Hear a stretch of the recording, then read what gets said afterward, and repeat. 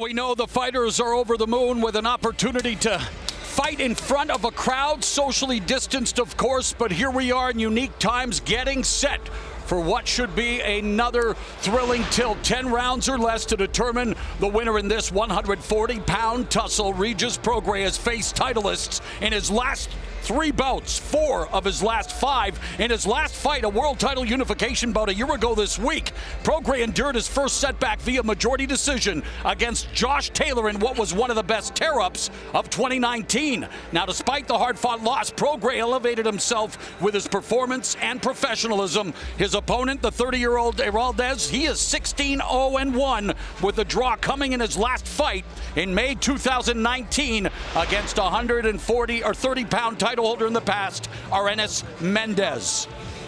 And there is Heraldez, who, like Prograis, well, natural disasters have impacted both of their lives. Heraldez's family left California's San Fernando Valley due to earthquake activity, while Hurricane Katrina forced Prograis and his family to leave New Orleans for Texas. And our thoughts are with those who have been impacted by Hurricane Zeta that slammed into the Gulf Coast this week. Heraldez, he is looking to stay unbeaten and make a statement at the expense of one of the best at 140. Now, Prograis, well, only fitting that a guy who's nicknamed Rougarou, aka Cajun Werewolf, is making his pay-per-view debut on All Hallows Eve. More importantly, his wife, Raquel, is set to debut their 3rd child, a daughter, any time now. And Al, I know we're going to be going to the numbers here. You wonder, no excuse not to make weight, but he's expecting the birth of another child. Yeah, you know, there's no question that's on his mind. And did that impact? Well, as we look at the tail of the tape and we figure out, you know, what may have caused this, he did come in at 141.5 pounds. Obviously, 140 is the limit. He will lose some cash because of that. And, of course, another point is he wants to fight at 140 for a world title, so not making the weight diminishes him just a little bit. Here's Jimmy Lennon Jr. Well, fans, from the Alamodome here in San Antonio, Texas, Premier Boxing Champions presents our next attraction in the ring, brought to you by Mayweather Promotions, TGB Promotions, GTD Promotions, Santa Cruz Boxing Club, and Showtime. Sponsored by O'Reilly Auto Parts. Order your parts online, O'ReillyAuto.com, and get free curbside pickup. Introducing our 3 judges, scoring from ringside, all from the state of Texas, Gregorio Alvarez, Joel Elizondo, and Ellis Johnson. Introducing our referee in charge, he'll be given instructions after the introductions, Rafael Ramos. All right, fans, here we go. 10 rounds of boxing scheduled in a super lightweight special attraction. Introducing to you first on my left, fighting out of the red corner, entering the ring wearing white trunks with silver and blue trim, fighting out of his home of Las Vegas, Nevada. He weighed in at 139.5 pounds.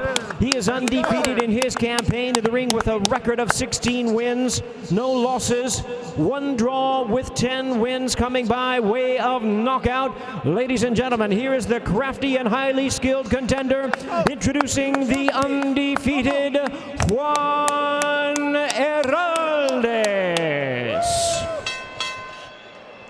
And his opponent across the ring on my right, fighting out of the blue corner, wearing black trunks, red trim, a native of New Orleans, Louisiana, now fighting out of Katy, Texas.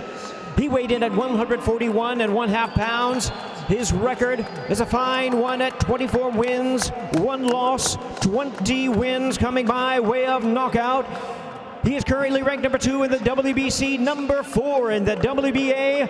Here is the former WBA super lightweight champion of the world, introducing the hard-hitting Regis Rougarou Prograis. Once again, the referee in charge now to give instructions, Rafael Ramos. Okay, guys, you receive the pre-fight instruction. Protect yourself, obey my command, give me a clean fight. Let's do it.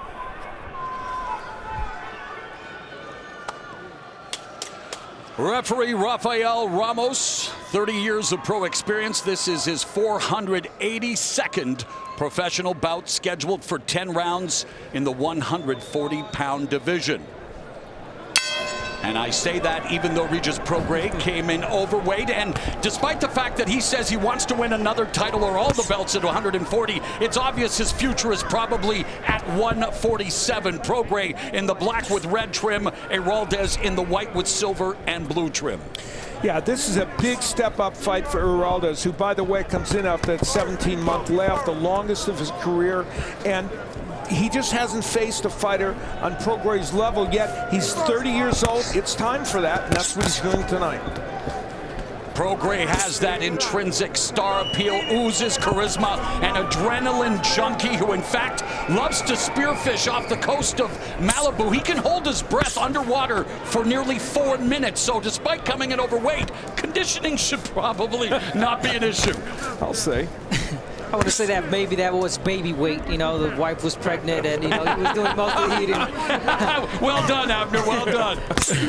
But listen, from Prograis, you know what I've seen from Prograis. Obviously, he's just started the fight, but you know from his last fights, he's got great head movement, but he's flat-footed sometimes. He moves his torso, he moves his head, but he's too flat-footed. He stays stationary. So Heraldez should be more of a pressure fighter and push Prograis back. Interesting, Heraldez criticized the footwork of Regis Prograis. There's an overhand left by Prograis, and again, he still does not know. His wife has yet to give birth. We checked in with the corner, so what a night, what an atmosphere, what an evening it could turn into for Regis Prograis here against Heraldez, and about to become a dad again. And Prograis got the attention of Heraldez with that straight left, and he has power in that left hand, and he showed it already. And you know, he lands 42% of his power punches, Prograis, which is everything other than a jab, and we saw evidence there. There are levels to this sport, and already Prograis showing that he may be at a completely different level than Heraldez, coming forward with that left hand, oozing all kinds of confidence, Abner. Yeah, and this Heraldez expecting the left up, and sometimes he tries to avoid that punch. He goes down, and Prograis comes in with the uppercut as a left. So, you know, he's landing both really well. And Prograis would be the first to tell you he is at a different level, being durable, being able to take a punch. That's something most people don't have. It's like a gift. He said that God blesses everybody with a gift. He feels his is he can't get hurt. He certainly dealt with the pressure of Josh Taylor in that very close and excellent fight. Yes. Heraldez trying to establish the jab, trying to keep Prograis' offense at bay in the final 15 seconds of a good opening round for Rugaru. Oh, and a left hand again that connects. And it's there all day for Regis Prograis.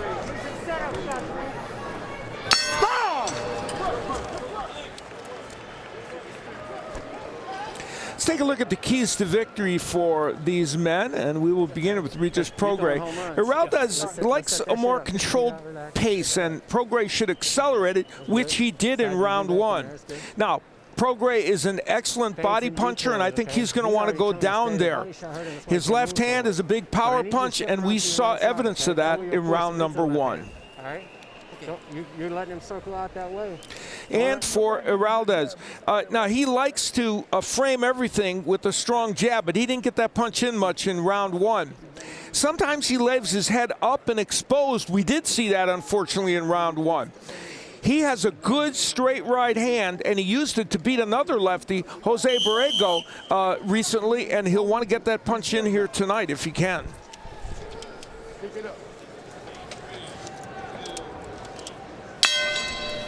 The bell in round two, and yes, in Prograis, Heraldez fighting his first left-handed opponent since August 2017, Al, when he handed the favored Borrego his first loss via 10-round decision. Meanwhile, Regis Prograis, he really made a name for himself on ShoBox, went 4-0 from 2015 to 2017, one of 83 ShoBox alum to win a world title. That is a proving ground for fighters. And Stephen Farhood is smiling ear to ear beside me here. Once they get the Steve Farhood a nod of approval, they know they can be champions. And Prograis has all the tools, has proven that he can be a champion. And a highly debated decision, but really one of the best fights of 2019 in that fight against Taylor. But a terrific start here for Regis Prograis. Heraldez really needs to get himself into this bout, do something good. Now there, he's trying combinations, and that's what he's going to want to do. He's an economical puncher. He doesn't throw a lot of punches. He only averages around 45 per round, but he may have to have uptick that volume a little bit in this match. Definitely, and he is a pressure fighter. Most of his fights, he's pressuring back. He's giving Prograis too much respect. And despite him saying that on paper, this is his toughest fight, but in reality, it's not. He's faced tougher positions, he claims, but he needs to prove that in this fight. He has to push Prograis back. I don't know if they get much better at this weight class than Regis Prograis. 24-1, 20 knockouts in his last 5 fights. Combined record of 113-4. His opponents, 4 of them have been champions or were champions in their careers. He is an upper crust talent, as they say. Yeah, he really is, and because he's looking for a 140-pound title fight, and maybe he wants to get in there against the winner of Mario Barrios and Ryan Carl. Well, I would love to see the rematch with Taylor as well. Final minute of the second round, and it continues to be Regis Prograis having his way with Heraldez. Heraldez trying to establish the jab, but even as a rangefinder, he's not finding the range. Well, he's got to continue to do that despite him not landing it. I mean, at least he's having Prograis think, you know, he's got him on the distance, and that's when he needs to make him pay. Right there, when he throws that left, that's when Heraldez should come in with his right.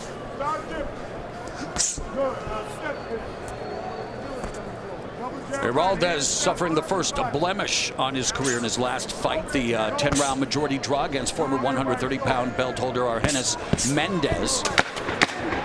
And final seconds, and again, Regis Prograis with that left hand and the defense on display. It's all Prograis through 2.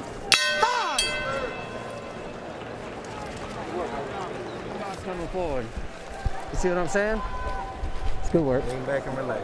Yeah, let's kick those feet. Pull this out. Good. Still, every now and then you letting him circle to that left side, right? That's why we're not getting our hands moving. You making him miss all that shit, but you're just a little bit out of range. If you circle to your right side, you'll be able to counter him every time. Right. All right. You want to rinse some deep breath? Okay. You good? Defend. Okay. All right? Yeah. Everything we worked on, we're not letting it go out the window. Keep working on what you want to do, all right? Listen, I'm proud of you. And then just suck it up and make this motherfucker go backwards. Okay. All right? You got to make him go backwards. Keep him on his back foot. But when you finish on the inside, give me a left hook or a hook to the body. Okay. Hook to the body with the left. That's a voice of former pro middleweight, light heavyweight Otis Pimpleton in Heraldez's corner, while Bobby Benton is the chief second in Prograis' corner as we begin round number 3, scheduled for 10. And that was just at the belt level.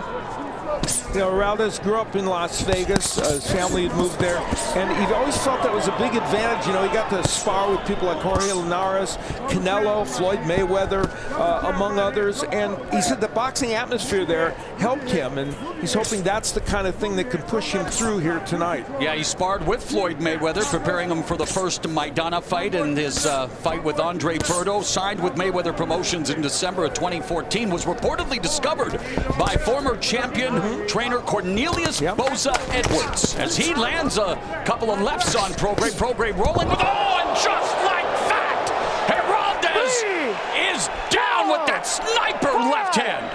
6, 7, 8. Come forward. Move. This way. Come on, let's go. And I don't know if Heraldez is steady on his feet, gets caught with a left, another left, and he is moving like a shopping cart right now, courtesy of Prograis' attack. Clubbing lefts by Regis Prograis. Heraldez trying to stave off the onslaught, and the referee steps in. It's over. Prograis is victorious.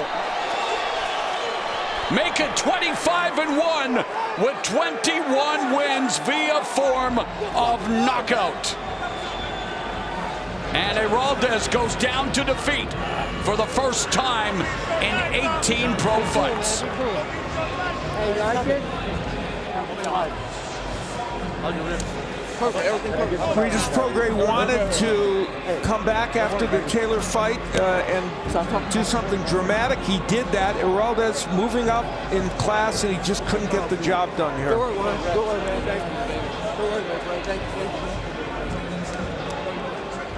And it was right when Juan Heraldez was doing something nice. He threw a nice combination, was having Prograis going backwards, but it was when he pulled back that left landed right in the chin. Well, the straight left hand, we talked about it in the keys. It's just a big, powerful punch for Regis Prograis, and when he hits you with it flush, he's going to knock a lot of people out. Good work, son. Welcome back, baby. We'll get a couple of looks at the knockdown and how Prograis was able to get Heraldez in such trouble.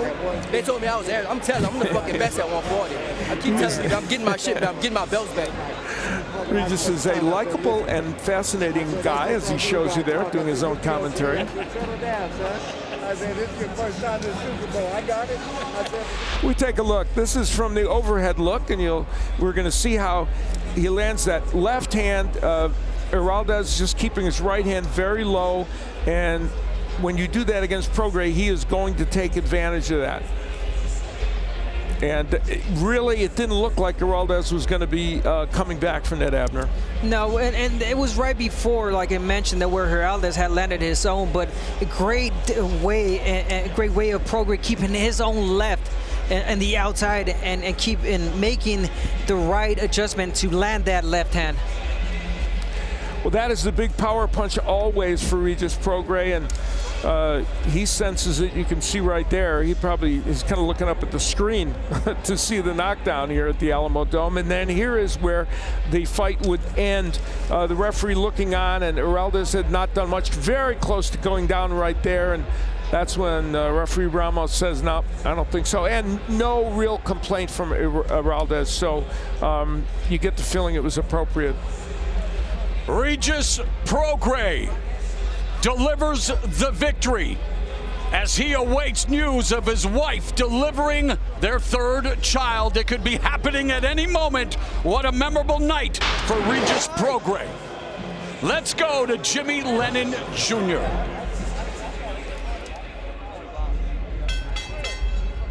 Ladies and gentlemen, we have the time of 1 minute 23 seconds of round number 3.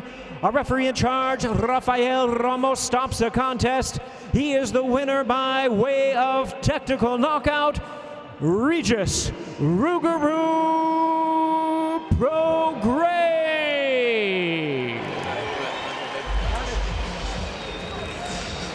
Regis Prograis with a dramatic win here, making a statement after his close loss to Josh Taylor and using his power to beat Heraldez, who took a step up but could not do it in the style he wanted. And even though his fight was short, the numbers do tell the story, because 34% landed total, and I mentioned at the beginning that Prograis normally lands 42% of his power punches, which is everything other than a jab. Guess what? Tonight he landed 56%, and one of those 28 punches was the big, powerful left hand that sent Heraldez down, and that was the most important punch, certainly, of this fight, and it was the one that gave Regis Prograis an excellent win here this evening. Let's look inside the ropes and we'll go back and remind you that in the keys to victory, we had the left hand as an important weapon for Prograis. That he started to get that punch unlimbered earlier, even in the fight. They're jabbing to the body, and as we pointed out in the keys to victory, the left hand an important weapon for him. And he delivered it here in a number of different ways, using the jab, and in that case, the low right hand for Heraldez gave a big opening to Regis Prograis, and he was able to score the one knockdown of this fight, and it would lead to the stoppage.